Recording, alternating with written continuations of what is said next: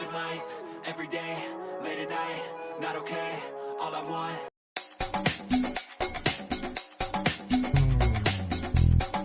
Showbiz Kachika TV. Hello mga kachika! Nakakatuwa ang ibinahagi ni Rupa Gutierrez sa kanyang social media account ang talaga namang napakasayang New Year's Eve celebration kasama nga ang kanyang buong pamilya. Sinalubong nga nila ang bagong taon sa Bonifacio Global City or BGC kung saan ang kanyang namang kapatid na si Mon Gutierrez ay isa nga sa mga host sa event sa BGC. Kaya naman doon na rin nga sila nag-celebrate ng New Year. Kasama nga ni Rupa ang kanyang buong pamilya. Naroroon nga ang kanyang mami na si Annabel Rama at ang kanyang daddy na si Mr. Eddie Gutierrez kung saan a week ago ay kakatapos lang nga ng kanyang successful operation sa Singapore. Masigla na ngang muli ang aura ni Mr. Eddie Gutierrez kaya naman ang mga fans nito ay tuwang-tuwa dahil finally ay magaling na nga siyang muli. Present din nga ang kanyang dalawang anak na si Lorraine at Benis Bectas, maging ang kanyang mga kapatid at mga pamangkin. Spotted rin naman si Richard Gutierrez at kasama nga niya ang kanyang rumored girlfriend na si Barbie Imperial.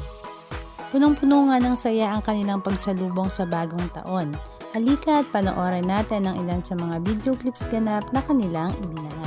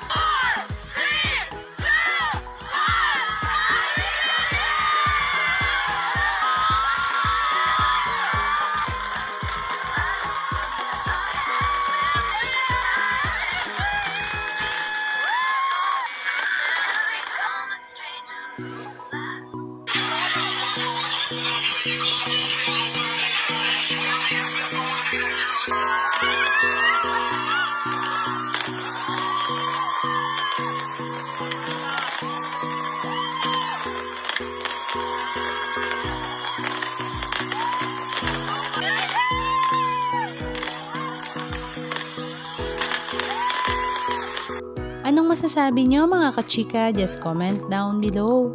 And please don't forget to subscribe. Thank you!